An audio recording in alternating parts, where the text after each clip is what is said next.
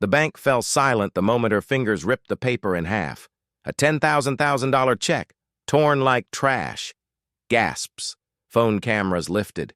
Security closed in around Marcus, hands already reaching for his arms. Fake checks again? The bank manager barked, shaking the shredded pieces in his face. How many times do people like you try this scam? I own this branch, and you're done here. Marcus didn't flinch. Didn't raise his voice. He simply breathed. Slow, heavy, hurt. I earned that, he whispered. Laughter flickered in the crowd. Someone snickered. Man thought he was rich. Then the glass door opened, and a voice cut through everything. Who tore up that check? Every head turned, and suddenly the real owner walked in. Because humiliation wasn't the end, it was the beginning. Hours earlier, before humiliation turned into history, Marcus Cole stood outside that same bank in worn work boots and a simple polo shirt, holding a slim envelope like it carried his entire life. To anyone passing by, he looked like another blue-collar man on lunch break. Tired posture, calloused hands, a gentle calm carved by years of hard labor. No jewelry, no designer watch, no fancy car waiting outside, just a modest pickup truck and a dream he never thought would come true. Because Marcus wasn't always a man with a multi-million-dollar check. He was a kid who swept grocery store floors after school to help his grandmother, a teenager who patched roofs in the summer to afford textbooks, a veteran who returned from service with more scars than savings. And after the military, he started fixing broken AC units, then installing them, then training others. One truck became 2, 2 became 10. And slowly, painfully, through decades of sweat and sacrifice, Marcus built a company, quietly, honestly, humbly. And that envelope? It held the check from selling half his business, a reward earned, never gifted. He took a breath, stepped inside the bank, and walked straight into judgment he never deserved. Because sometimes the world only respects wealth once it's too late to apologize. For Marcus, that check wasn't just money. It was freedom. From sleepless nights, from counting bills twice, from worry that life could collapse with one bad month. It meant sending his niece to college, paying off his mother's medical debt, finally fixing the roof his grandfather's hands once struggled to mend. This wasn't wealth. It was justice earned. But fate doesn't always reward effort. Sometimes it tests dignity first. Before stepping to the counter, Marcus paused near the waiting area because he saw her, an elderly woman struggling to juggle her purse, cane, and a stack of deposit envelopes. Most people hurried past. Phones out, eyes down. No time to notice invisible lives, Marcus noticed. Ma'am, let me help you with that, he said softly. Oh, thank you, young man, she breathed. Relief washing over her tired features. He carried her envelopes to the desk, straightened her cane, gave her a reassuring smile. You're very kind, she whispered. God rewards hearts like yours, Marcus chuckled gently, rubbing the back of his neck. Just doing what my grandma taught me. But as he walked to the teller line, kindness couldn't shield him, because across the counter, the bank manager watched his every movement, eyes narrowed, lips curled like she smelled something sour, and when she saw the check in his hand, her face twisted with a smug certainty only arrogance can create. In her mind, she already decided his worth before she ever knew his name. The loudest prejudice is often whispered, until it explodes in public. The line moved slowly, but the judgment moved faster. Marcus stood patiently, envelope tucked close to his chest, when the first whisper slithered from behind him. Probably cashing a paycheck. Not a check like that, then another voice. Man walked in like he owned something. He ignored it. Years of practice turning insults into dust before they reached his heart. But the teller didn't ignore him. She glanced at his envelope, then at his boots, then at his skin, and pressed a silent button under her desk. Security shifted. A second teller leaned close, whispering like danger had just arrived, and at the manager's desk across the room, a predatory smile formed. Sometimes the trap is set long before the victim even knows there's a hunt. Marcus stepped forward when his turn arrived, but the teller didn't wave him up. Instead, she lifted her chin and called out loudly, "Manager to window 3." The room shifted. Eyes turned. Phones angled. Marcus frowned gently. He came to deposit a check. They acted like he brought a threat. Respect is quiet, but so is discrimination. Right before it gets loud, heels struck marble like a warning bell. The bank manager, tailored suit, sharp eyes, confidence sharpened into cruelty, strutted forward. "Problem?" she asked, gaze never leaving Marcus. The teller lifted the envelope like contaminated evidence. "He says he has a check to deposit."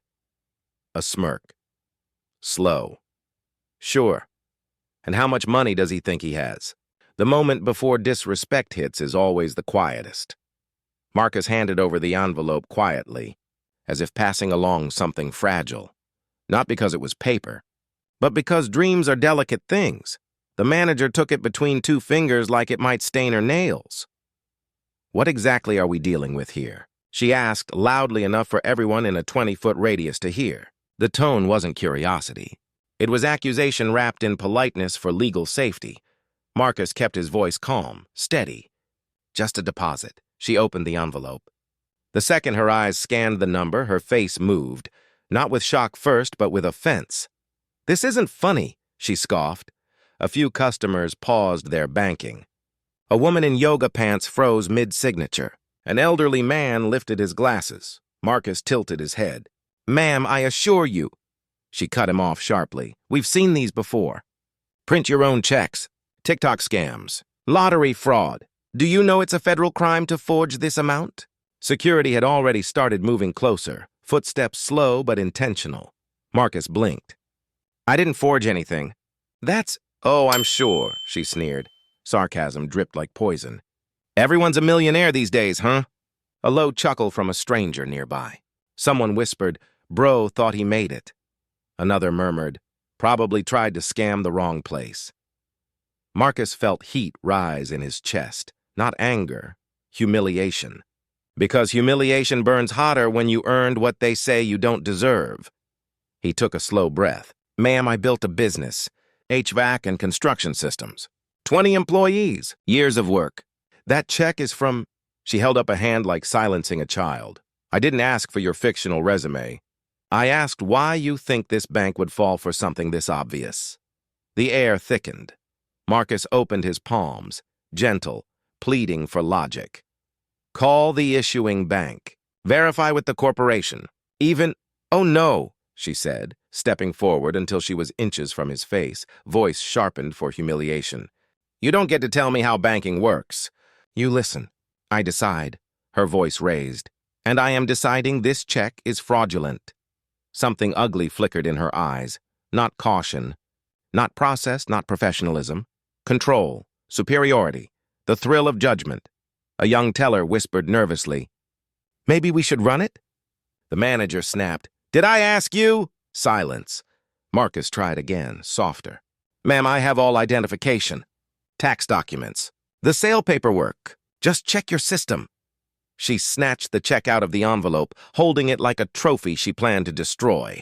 "Let me stop you right there. If men like you truly had millions, you wouldn't walk into a branch looking like—" She gestured at him. The boots, the modest clothes, the humble wear of a working man. "That," Marcus's jaw tightened. "And what exactly do you mean by men like me?" She didn't answer directly. That would take courage. Instead, she announced, "Security, be ready." Gasps floated from the waiting area. Phones raised higher. Someone whispered, "This is going viral." Marcus swallowed. "All I want is to deposit what I earned." She leaned forward, voice a hiss. "No, what you want is to get lucky. To cheat the system. To walk in here and pretend you belong in a world you don't." A chill shot down Marcus's spine. Not because of the words, but because of the conviction behind them.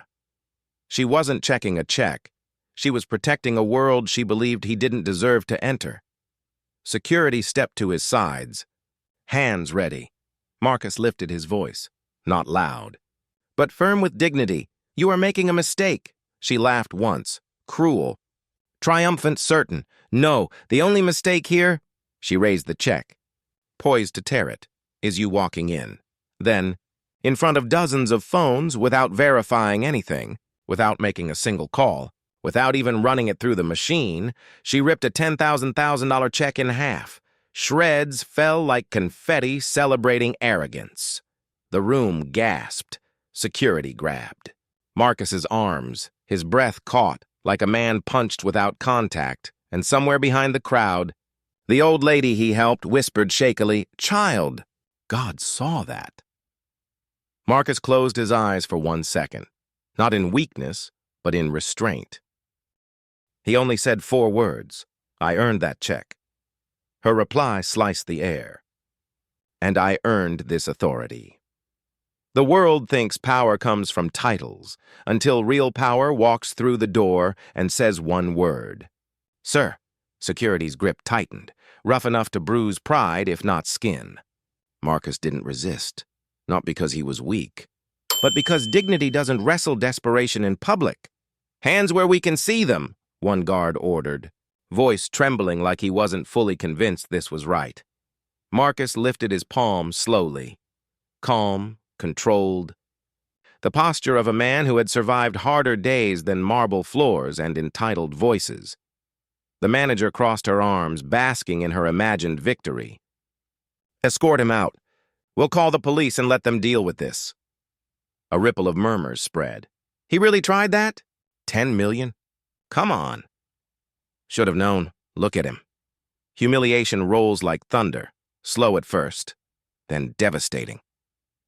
Marcus inhaled through his nose. His voice, though low, carried across the lobby. "You didn't check anything. Not the bank code.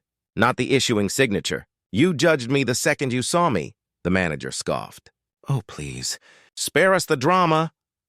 A teenager recording whispered, "Dude's about to cry." Marcus didn't cry. He straightened, because they could touch his arms. They could tear his check. They could laugh, doubt, assume, diminish. But they could not touch his self-respect. "I came in here peacefully," he said, "with something I worked for. You chose disgrace, not me." A hush fell, not respect yet, but discomfort. And humiliation hits its loudest note right before justice clears its throat. The humiliation wasn't enough. Not for her. Some people don't just want to deny dignity. They want to crush it, stomp it, prove they were right even when they know they're wrong. The bank manager leaned in, voice dipped in poison, loud enough for every phone recording. "Security, hold him. We need his ID. We'll check if he's wanted for anything." A man in line muttered, "Of course he is." Someone else snorted. That ugly sound grown from prejudice, not humor. Marcus stared at her. "You tore up my check without verifying. Now you want to accuse me of a crime?" "Oh, I'm not accusing," she said, lips curling. "I'm ensuring the safety of this institution. We don't just let anyone handle large transactions." That word again. Anyone, meaning him. The security guard shifted awkwardly, grip loosening for just a second. Even he felt the wrongness now. Marcus spoke steady, unshaken. "Call the police, then." "If you're so confident," her eyes flashed. Irritation, not courage. She didn't expect pushback from the man she assumed was powerless. "You don't give me orders," she hissed. "I decide who belongs in this bank." A child near the coin machine whispered to her mom, "Why are they being mean to him?" That one innocent voice cut deeper than every adult's cruelty. The manager ignored it. She turned, raised her hand dramatically like she was conducting a symphony of shame. "Everyone watching, let this be a lesson," she declared. Confidence dripping like arrogance turned to fuel. "When you try to cheat the system, there are consequences," Marcus exhaled, tired. "Not defeated, my grandmother used to say," he began softly. "The loudest liars scream the truth they fear most." She rolled her eyes. "Save the philosophy for the courtroom." The lobby froze. The weight of injustice pressed down, heavy, choking. But Marcus didn't plead. Didn't yell. Didn't crumble. He simply lifted his chin and whispered the truth. "I built something. You broke something. Let's see who answers for what." A few people lowered their phones. For the first time, doubt flickered across faces that moments earlier celebrated his humiliation. Even arrogance flinches when dignity stands still and unbroken. "Get him out," she snapped. And someone called corporate. "I want his picture on our fraud wall." The guards shifted, uncertain. The atmosphere changed. Not fully, but enough, because arrogance had reached its loudest point. And fate? Fate was already turning the doorknob. They thought they were removing a problem. They were seconds from witnessing a reckoning. Phones pointed like weapons.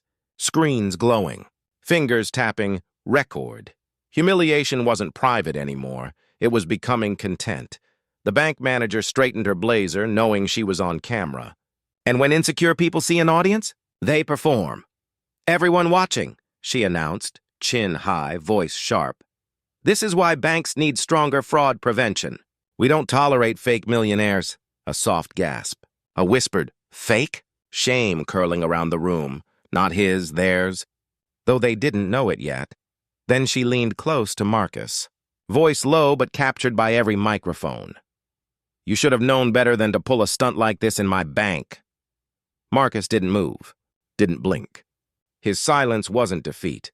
It was discipline, born from decades of proving worth in rooms that pretended not to see him. A security guard cleared his throat, quiet but audible. "Ma'am, maybe we should call upstairs." Just in case. Her jaw clenched. "When I want advice, I'll ask." Then, the worst sentence. "People like him make things harder for the real customers." Someone recording whispered, "Did she just say that out loud?" She smirked, confidently doubling down. "Honestly, if he had $10 million, he wouldn't look like that." "I know who belongs here." Marcus finally spoke, voice soft, steady, and devastating. "And I know who doesn't belong in leadership." The crowd shifted. A few murmured. Even arrogance felt a tremor, and then the entrance that cracked the air like thunder rolling into a quiet valley. Deep voice boomed from the glass doors. "Who tore up a $10 million certified commercial check without verification?" Silence collapsed over the room. The bank manager froze mid-breath. Security stopped gripping Marcus. Phones turned toward the doorway. A tall man in a three-piece suit stepped inside, badge around his neck. Power radiating off him like gravity. Regional bank vice president, and the owner's right hand. His eyes landed on the shredded check pieces scattered like sins across the floor. The room inhaled. No one exhaled, and when his gaze lifted to Marcus, his voice dropped, respectful, reverent, unmistakable. "Sir, what happened here?" The same crowd that laughed was about to watch power bend its knee, and pride crumble like paper. The bank manager blinked, once, twice, like her brain refused to process what her eyes were seeing. "Sir?" she sputtered. "No, he tried to—" The VP raised a hand. A single gesture. Silence obeyed. "Ma'am, step aside." Her face drained. For the first time, her power didn't follow her voice. He turned to Marcus, posture respectful, tone humbled. "Please accept my apologies. I will personally verify your check and restore it." Whispers rippled like electricity. Phones zoomed in. Marcus spoke quietly, painfully calm. "Can you restore dignity too?" A few customers lowered their phones, guilt crawling under their skin. The VP exhaled, shame coloring his expression. "We will make this right." Behind him, the manager choked out, "He's lying. He has to be—" The VP didn't look at her. "You have embarrassed this institution." And her downfall was only just beginning, because truth doesn't whisper once it wakes. The lobby doors swung again, this time not with fury, but with consequence. Two corporate security officers stepped in, suits crisp, expressions carved from stone, their badges glimmered. Internal Compliance Division. A quiet ripple of fear slid through the air. The bank manager's confidence cracked like thin glass under heat. "Why are they here?" she stammered. The VP didn't even glance at her. "We take discrimination claims seriously." "Discry?" Her voice spiked, high and nervous. No, this isn't that. "I followed protocol." Marcus didn't speak. He didn't need to. Her panic was confession enough. One of the compliance officers picked up the shredded pieces of the check carefully, like they were evidence at a crime scene. We will reconstruct this, he stated, and confirm its legitimacy. The manager's face twisted. Legitimacy? It's fake! Look at him! A woman in line gasped. A man muttered, "Ah!" She said that out loud. Phones turned toward the manager.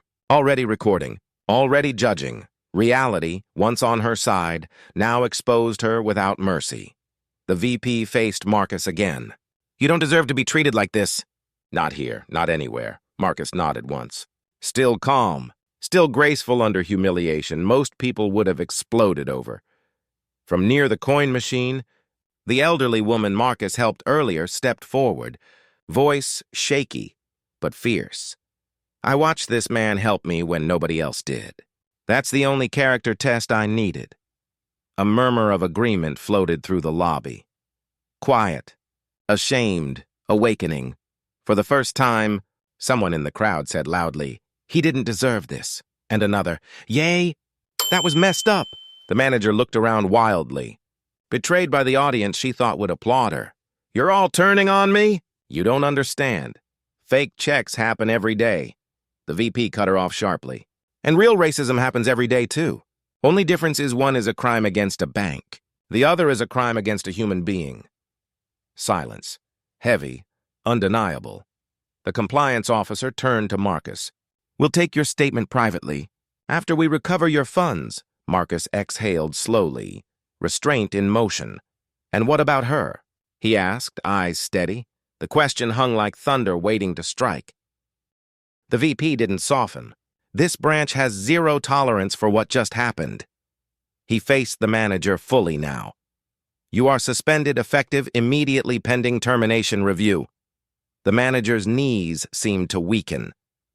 "You can't fire me. I've been here 12 years. "Then you should have learned respect somewhere in those 12 years, he replied. Emotion knotted in Marcus's throat. He didn't want revenge, just justice. And watching her crumble wasn't satisfaction. It was the cost of her own actions. The security guards released Marcus fully, stepping back like soldiers who realized they pointed their rifles at the wrong man. The VP placed a gentle hand on Marcus's shoulder, not pity, but acknowledgement. "We will walk you to a private lounge. You will be treated properly." Marcus spoke quietly, voice cracked not from hurt, but humanity. "I didn't come here to be special, just equal." The whole room felt that. No applause, no cheering, just truth, heavy, respected, unforgettable. Her punishment wasn't the end, because when dignity rises, it doesn't just right a wrong, it changes the room. The compliance team escorted Marcus toward a glass-walled executive lounge, but before they reached the door, the VP paused.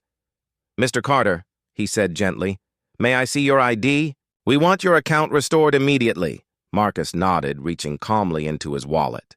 He didn't pull out one card, he pulled out two. The crowd leaned forward, instincts sharpening like wolves, sensing a plot twist. First card, Marcus Carter, account holder, normal, ordinary, nothing extraordinary on its surface. But the second?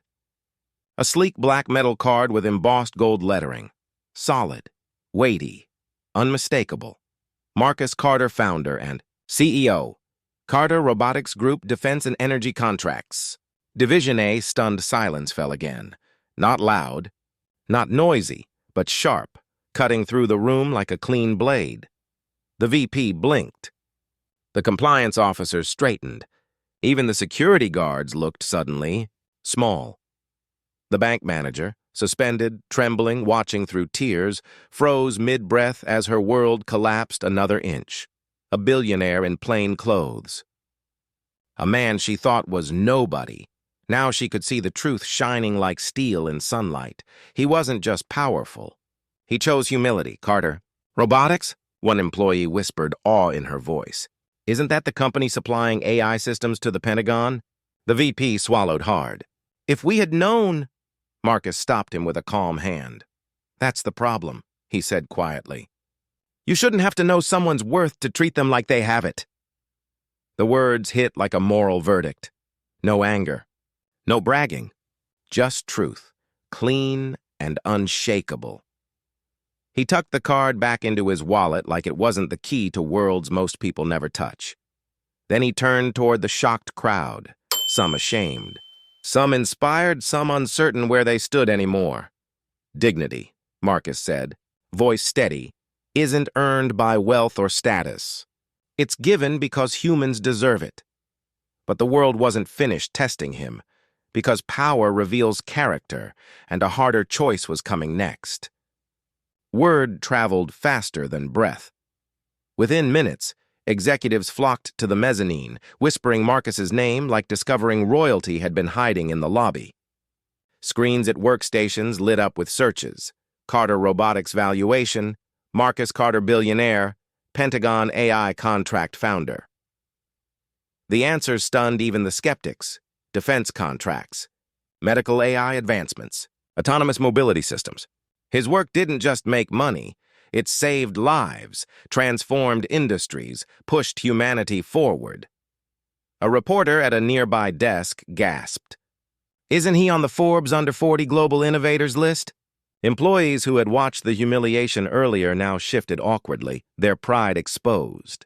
How easily they had believed the worst of him. How willingly they accepted someone else's cruelty as truth. The bank's PR director arrived, fake smiling like her life depended on it. Mr. Carter, she nearly sang. We'd be honored to have a private executive suite prepared for you, complimentary services forever, priority banking, press release announcing our appreciation.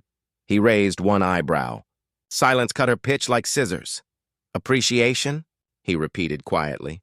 You didn't appreciate me when I walked in the door. Her lips faltered. This wasn't going how she hoped. A junior teller, the same young man who had been scolded earlier, stepped forward timidly. Sir, I'm sorry. I hesitated. I should have stood up when she insulted you. His voice shook. Fear made me quiet. For the first time since the confrontation began, Marcus's expression softened. Courage isn't the absence of fear, he said. It's choosing what's right, even when fear screams louder. The young teller nodded. Tears forming, truth can crack stone hearts more than rage ever could. Then came the shock. A soft voice echoed from the corner. Marcus? Everyone turned.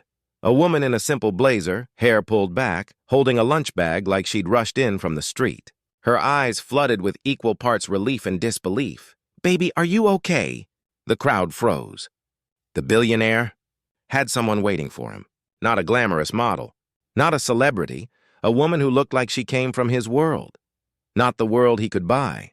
He smiled. Genuinely. Deeply. Like humanity returned to him. I'm fine. Maya. And in that moment the room understood. Wealth wasn't his power. Love was. But the world wasn't done watching, and judgment wasn't finished. The public storm was rising, and how Marcus responded next would define everything. Maya stepped to Marcus's side, slipping her hand into his like she'd done it 1,000 ordinary days. Not in front of cameras, not for applause, but because that's where her hand belonged. The room shifted again. It wasn't just a billionaire anymore. It was a man with history. With roots, with a heart that hadn't been polished away by wealth. The VP cleared his throat, suddenly small beneath the weight of morality. Mr. Carter, would you like to move to a private floor? Marcus shook his head. If I wasn't good enough for the lobby, he said, I'm not going anywhere else. The crowd inhaled, stunned by the refusal to rise above. Others, after being dragged beneath them, Maya, looked around slowly, at the manager sobbing, quietly in a conference room chair, at the staff who dared not meet her eyes, at the phones still recording like they were capturing a live documentary about justice. Marcus, she murmured softly, you don't have to fight every battle in public. He smiled, not hard, not angry, but tired in a way only people who've earned everything know. Sometimes, he said, silence lets the wrong lessons spread, gasps, the quiet kind. The kind where people know they aren't just witnesses, they're participants. And then, like a second wave, phones pinged across the lobby. Breaking news alert. Billionaire Marcus Carter faces discrimination at major bank. Live stream footage goes viral. The ticker rolled almost instantly across national financial networks. Screens in the lobby flickered to business channels breaking into programming. Anchors spoke his name before the bank had time to breathe. A banker whispered, horrified. "They're calling it the 10-meter dignity case. Social media detonated. Marcus Carter, respect is wealth. Banking while black." You tore up his check clips were already circulating. The check being ripped, the insult, the reveal, the silence that followed. Millions of views. Then tens of millions. Journalists raced toward the entrance glass. Cameras formed a wall. Microphones lifted like a forest of steel stems. This wasn't a bank lobby anymore. It was a courtroom. And the world was the jury. The VP whispered to Marcus, voice trembling more than his tie, You're rewriting banking history today." Marcus didn't look away from Maya. "I wasn't trying to," he said softly. "I just wanted my check." He turned to the crowd, not the wealthy, not the executives, but the ordinary people watching from behind velvet ropes. "All my life," he said, voice low but full of iron. "I've watched doors open for people who looked the part, even if they lacked the heart. And I've watched people like me be questioned, doubted, dismissed before we even speak." Maya's eyes glistened, pride, pain, and love tangled like threads of the same fabric. "If a suit determines respect," Marcus continued, "then respect was never real." A soft murmur passed through the room, agreement blooming like sparks in dry grass. Then he did something no one expected. He reached into his wallet, pulled out another card, not metal, not branded, just humble. He handed it to the young teller who apologized earlier. "Lunch tomorrow?" Marcus asked. "On me. I think you'll go far," the teller stuttered. Nodding with watery gratitude, power used gently, struck harder than any punishment ever could. The bank manager sobbed louder. Realizing too late that cruelty had cost her more than a job, it cost her humanity. But the final reckoning hadn't arrived yet, because the board, the media, and the world demanded accountability. And Marcus was about to choose justice over vengeance in a way no one saw coming. The lobby became a battlefield of flashbulbs and trembling voices as reporters poured in like a tide. Microphones thrust toward Marcus, camera shutters clicking with anxious hunger. "Mr. Carter, were you racially profiled? Do you plan to sue? Will you pull your accounts from this bank?" The bank's PR director looked like she might faint. An assistant whispered urgently into her headset, her eyes widening as she received frantic orders from corporate headquarters miles away. The VP lifted both hands, trying to assert order. "Ladies and gentlemen," too late. A stern voice erupted from the entrance, deep, clipped, and unmistakably powerful. "Move!" An entire wall of suits parted as the chairman of the bank's board swept through the glass doors flanked by corporate. Council and regional directors. This wasn't damage control. This was a rescue mission, and everyone could feel it. He walked straight to Marcus. Ignoring everyone else, "Mr. Carter," he said, breath steady but eyes humbled, "on behalf of the entire institution, I am here to apologize. A grave injustice occurred today." He turned his head sharply toward the trembling manager, who could barely lift her face. "You will kindly stand." She rose, shaking like a leaf. The chairman's voice echoed through marble like a gavel hitting oak. "You are officially relieved of duty pending formal termination and legal review." A gasp swept the room. The manager clutched her chest, tears flooding. I didn't know." "That is precisely the problem," the chairman replied coldly. "You acted on who you thought he was, not who he is." The world watched, phones steady, hearts thundering, accountability live. The chairman then faced Marcus again. "Sir, we wish to offer you—" Marcus raised a hand gently, respectfully. "No offers. No packages. No special treatment." A ripple of shock. Maya squeezed his hand, grounding him. Reminding him who he fought for, Marcus continued. Voice steady, but carrying weight felt in every bone present. "I am not here for silence disguised as respect. I am not here for perks that vanish once cameras turn away." He stepped forward, standing where the light hit him. not like a king reclaiming a throne, but like a truth refusing to kneel. What happened today happens every day, just without cameras. The lobby stilled. People lowered their eyes, knowing he spoke the reality they wished wasn't true. "I don't want compensation," he said. "I want change." The chairman swallowed, pride surrendered to principle. "What do you ask of us?" Marcus took a breath. Every cell in his body relived the humiliation, the anger, the discipline it took not to destroy everyone who wronged him. 3 things. A hush fell. Electric, reverent.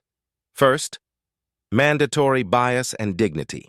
Training for every employee nationwide. The chairman nodded. Solemnly done. Second, an internal oversight. Team to protect customers from discrimination. Done. Third, Marcus paused, not for effect, but to feel the gravity of the moment. "I want the young teller who tried to do the right thing promoted to training lead for your new program." Every head snapped to the teller, stunned, overwhelmed, breath hitched behind trembling lips. "Me?" he whispered. Marcus nodded softly. "You saw wrong and felt wrong. You didn't act out of fear. Now you will teach others courage." The teller broke. Tears falling. Hope rising. This was how systems changed, not with rage, but with responsibility. The chairman extended his hand, not to shake, but to offer respect, not demanded, earned. "You have our word."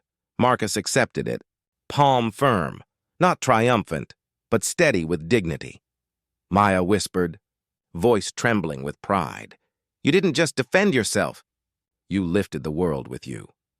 The room exhaled, relief, admiration, awakening, but fate wasn't done. A notification buzzed across screens. A senator tweeted support. Major news anchors announced interviews. Civil rights leaders called his actions historic, and companies across the nation quietly updated their policies that very night. This was no longer a bank incident. It was a movement. But victory brings its own tests, and Marcus was about to learn that when you stand for others, the world doesn't just watch. It follows. What he did next would turn justice into legacy. The story didn't just travel, it erupted. Within hours, Marcus's name dominated every news banner, every algorithm, every conversation from college dorms to corporate boardrooms. Breaking. Billionaire humiliated at bank fights back with grace. Demands reform over revenge. Clips of the check being torn. Marcus's quiet composure. Maya holding his hand. They looped non-stop on national television.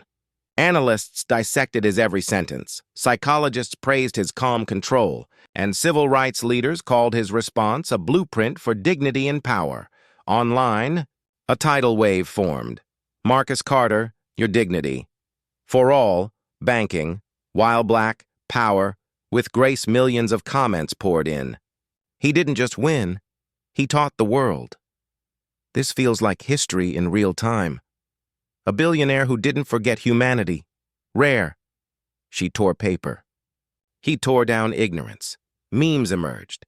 The bank manager froze in mid-scream, captioned, "When you just fired the wrong millionaire." Companies scrambled to issue polished statements condemning discrimination. Internal memos circulated quietly, urging employees to exercise humility and treat every client with dignity. Bank executives across Wall Street took emergency diversity calls by midnight. Employees everywhere whispered, "Did you see what happened at Carter Bank? That could have been here. We treat people better starting today." And in the chaos, Marcus did what no one expected. He went home, not to a mansion party or a red carpet press circus, but to his small rooftop patio, where he grilled burgers with Maya under string lights like it was any other evening. Because ordinary moments are where powerful hearts recharge. Meanwhile, the bank manager, suspended, sat alone in her high-rise apartment, lights off, silence clawing at guilt she never imagined she'd feel. Her inbox overflowed with messages she was too scared to open. Her phone buzzed relentlessly with news alerts, each headline slicing deeper. Actions have echoes, and hers were deafening. The young teller, still stunned, received hundreds of messages from strangers calling him brave. For the first time in his career, he felt seen, not as a disposable worker, but as a seed of change. Even the VP, once confident in tailored authority, sat in his office late into the night, staring at the desk like it held all the ways he needed to grow. This wasn't a PR ripple. It was cultural shift. A reminder that power isn't what you hold. It's what you uplift. Marcus didn't ask to be the face of a movement. But destiny rarely asks permission.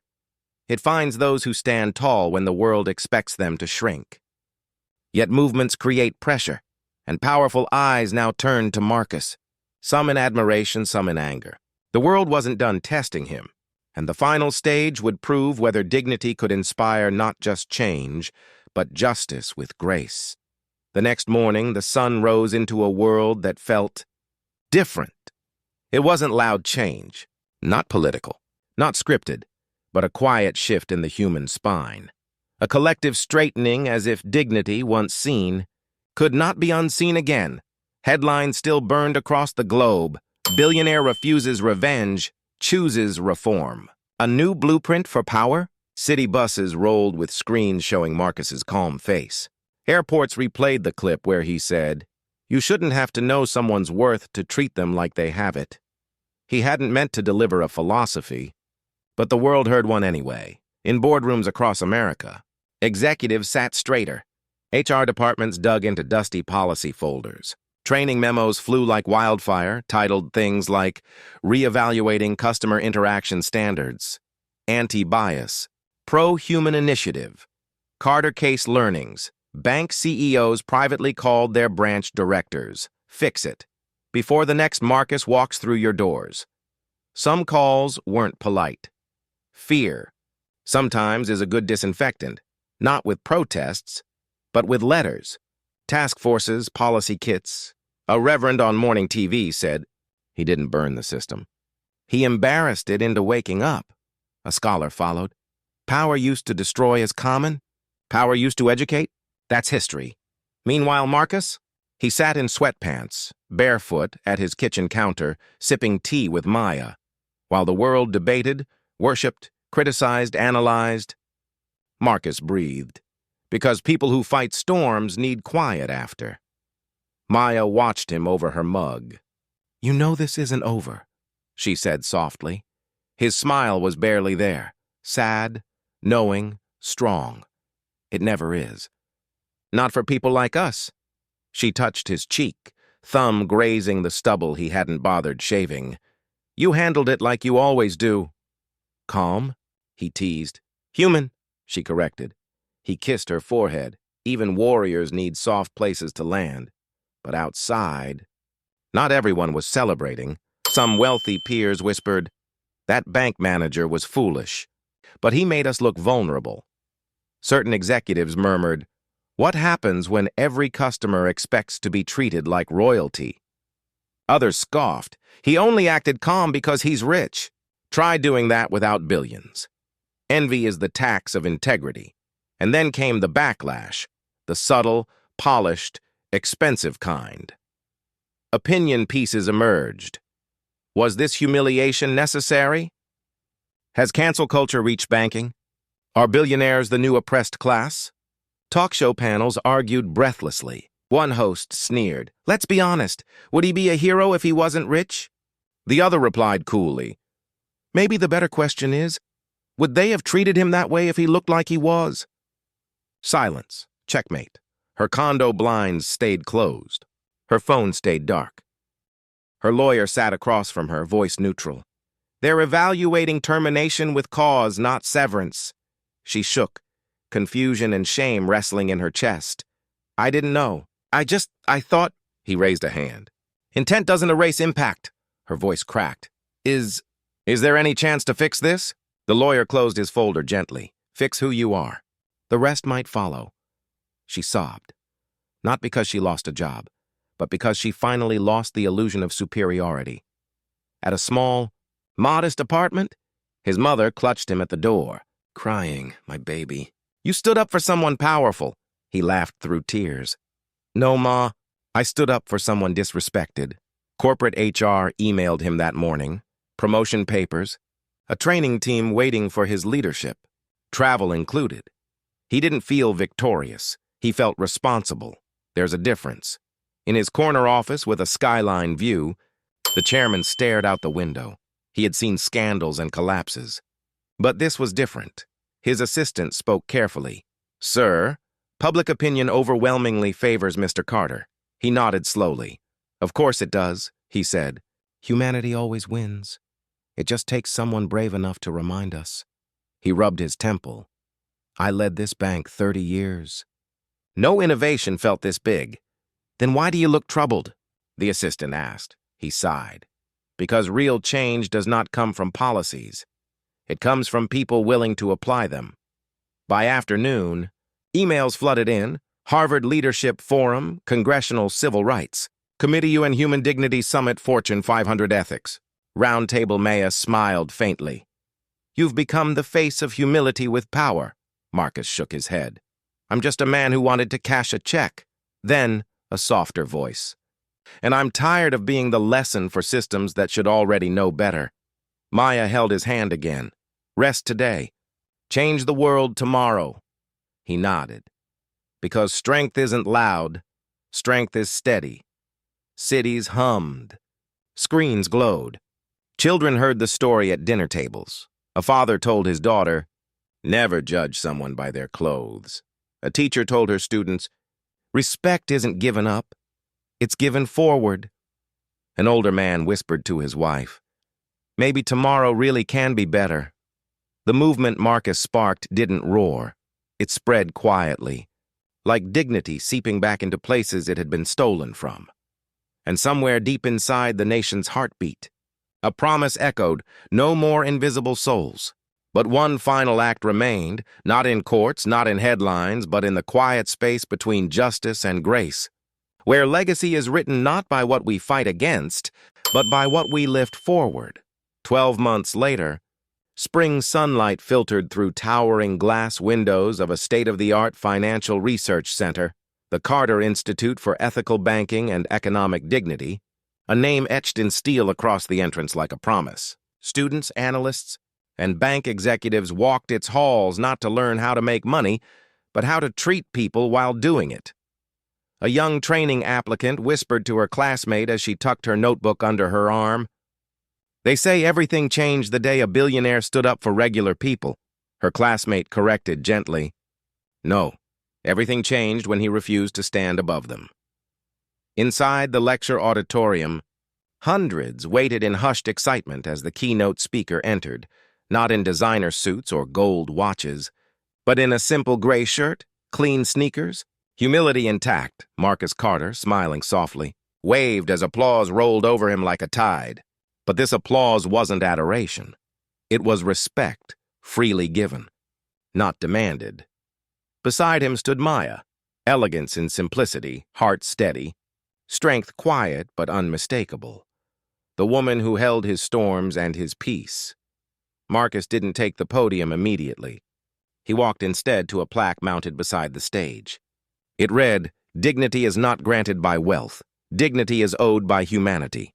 He touched the metal, memory flickering in his eyes, the shredding sound of paper, the tearing of assumptions, the sting of humiliation that became a turning point for millions. Finally, he turned to the audience. "1 year ago," he began, "I walked into a bank to make a deposit." A soft ripple of knowing laughter filled the room. The story was legend now. "I didn't go viral because of a check," he continued. "I didn't become a symbol because of money. The world reacted because everyone has felt unseen at some point, dismissed, underestimated, treated like they don't belong in rooms they worked hard to enter." Nods filled the room. Some wiped tears quietly. Some clutched notebooks as if his words were oxygen. "Dignity is universal," Marcus continued. "It doesn't scale with your salary. It doesn't rise with your title. And humanity is not a luxury. It is a duty." As he spoke, flashes of memory flowed through him. The bank managers shaking hands. The young teller's trembling courage. The chairman's humbled apology. A nation watching justice not through punishment, but through principle. Across the country, in a quiet brick cafe near the bay, A woman placed fresh flowers in a vase by the window. No staff scurried around her. No servers avoided her gaze. She was not above anyone here. She was part of the world again. The former bank manager, no longer cold, no longer certain, humbled by consequence and rebuilt through introspection. Now trained service workers on bias awareness, conflict resolution, and empathetic communication. A group of trainees listened intently as she spoke. I once thought authority meant I got to decide who mattered. I was wrong. Authority means accountability, and every person who walks into your workplace deserves kindness. Her voice didn't tremble anymore. It carried truth, redemption. Earned slowly, breath by breath, the teller who led a quiet movement in another city branch. The once junior teller now led a national training initiative. His badge read, Program Director, Ethical Service Leadership. He stood in front of new employees, voice firm yet warm. We don't treat customers well because they might be wealthy. We treat them well because they're human. Behind him, a screen displayed 4 words. The room echoed with quiet pride. Sometimes heroes grow not from spotlight, but from responsibility. Marcus finished his remarks as the room rose in applause. But he raised his hand gently, signaling silence. The kind that invites thought, not praise. Every one of you, he said, will touch lives far beyond this room. Maybe you won't go viral. Maybe no cameras will ever see you stand up for someone. But dignity doesn't need an audience. He paused, eyes steady. A man who remembered where he came from and chose never to forget. Change doesn't always start big. Sometimes it begins with one moment when you decide to treat someone with respect, even when the world wouldn't blame you for walking away. He stepped down from the stage, and Maya took his hand again. Their routine, their anchor. A young woman in the front row lifted her hand timidly. "Mr. Carter?" she called softly. He looked her way. "Why didn't you just sue them?" Marcus smiled, gently, knowingly.